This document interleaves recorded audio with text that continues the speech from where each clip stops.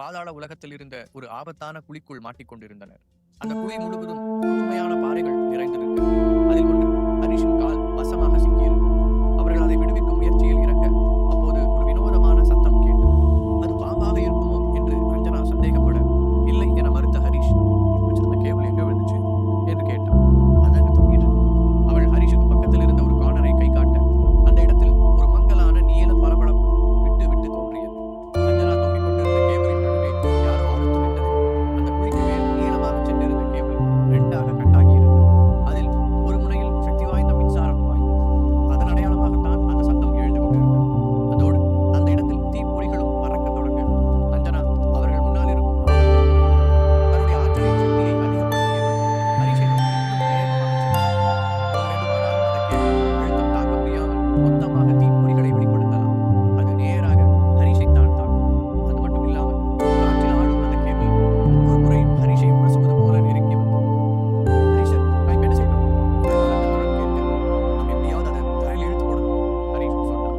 அதே நேரம் காற்றில் அசைந்த கேபிள் இப்போது அஞ்சனாவை உரசுவது போல சென்றது. அனிச்சை செயலாக நோக்கி நகர்ந்தவள் சொல்ல ரொம்ப ஈஸி, நான் எப்படி செய்யறது? கரெக்டான பாஸ் ஆகும் என்றாள்.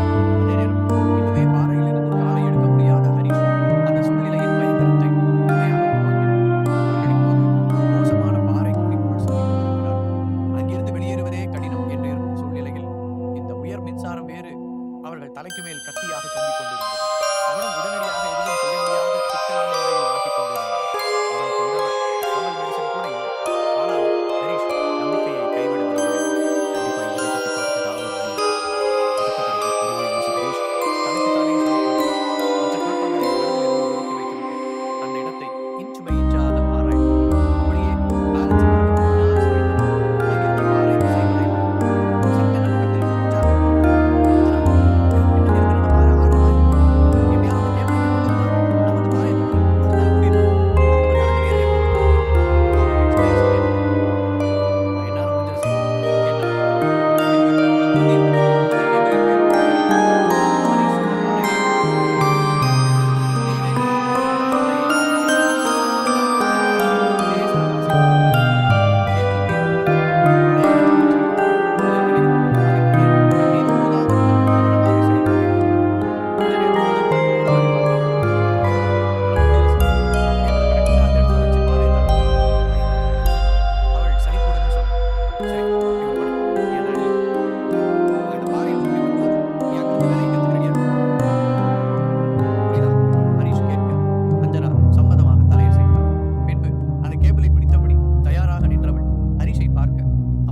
சாய்ந்து அந்த பாறையின் மீது முடிந்தவரை அழுத்தம் கொடுத்தான்.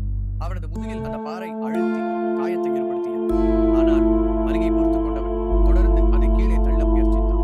ஒரு வழியாக அது நகர்ந்து கவிழத் தொடங்கியதை உணர்ந்தவன், ரெடியா ரஞ்சனா என்று அவளை பார்த்து கத்தினான். கடைசி வினாடியில் மின்னல் வேகத்தில் செயல்பட்ட அஞ்சனா அந்த கேபிள் ஒயரை இழுத்து பாறையை நோக்கி தள்ள இரண்டும் சரியான கணத்தில் ஒன்று மீது ஒன்று மோதியது. உருண்டு வந்த பாறை அந்த கேபிள் ஒயரை அழுத்த மின்சாரம் இப்போது பூமிக்குள் தரையிறக்கப்பட்டது. சில வினாடிகளில் இந்த வேலை வெற்றிகரமாக முடிந்திருக்க, வா இன்னொரு கஞ்சனா, ஹரிஷ் அவளை பாராட்டினான். வா, என்னால் இதெல்லாம் செய்ய முடியும், நான் நினைச்சு கூட பார்த்ததில்லை. அவள் ஆச்சரியத்துடன் சொல்ல, அதுதான் டீம் ஒர்க்கோட பவர். அதனால தான் அலோகி உன்னை என் கூட அனுப்பி வச்சாங்க. இந்த மாதிரி ஆபத்து வரும்போது தனியா இருக்கிறத விட 2 பேர் சேர்ந்து இருந்தா ஒருத்தர் துணையா அந்த பிரச்சனையில சுலபமா வெளியில வரலாம். அதோட ஃபியூச்சர்ல இந்த மாதிரி சமாளிக்க பயிற்சியும் கிடைக்கும். அதனால தான் நான் எங்க போனாலும் ஒரு டீமை செட் பண்ணி கூட்டிட்டு போறேன். ஒரு குருஸ்தானத்தில் இருந்து ஹரிஷ் அவளுக்கு விளக்கினார். ஒருவேளை அவள் அலோகியின் வாரிசாக தேர்ந்தெடுக்கப்படவில்லை என்றால் அவளின் திறன்களை உலகின் நன்மைக்காக பயன்படுத்த வேண்டும் என்று ஹரிஷ் ஏற்கனவே முடிவெடுத்திருந்தார். அதற்காக இப்போதிருந்தே அவளுக்கு கற்றுக் கொடுக்கவும் தொடங்கினார். எனக்கு புரியுது, ஆனா நீங்க இன்னும் அந்த பாறையில தான் மாட்டிட்டு இருக்கீங்க. சீக்கிரம் அதுல இருந்து உங்களை வெளியிடணும் என்று அஞ்சனா சொல்ல, அப்போதுதான் ஹரிஷுக்கு தன் காலில் இருந்த காயத்தின் நினைவே வந்தது. அவன் குனிந்து பார்த்தான். அந்த பாறையை தள்ளுவதற்காக அசைந்ததில் நின்றிருந்த ரத்தம் மீண்டும் வெளிவர ஆரம்பித்தது.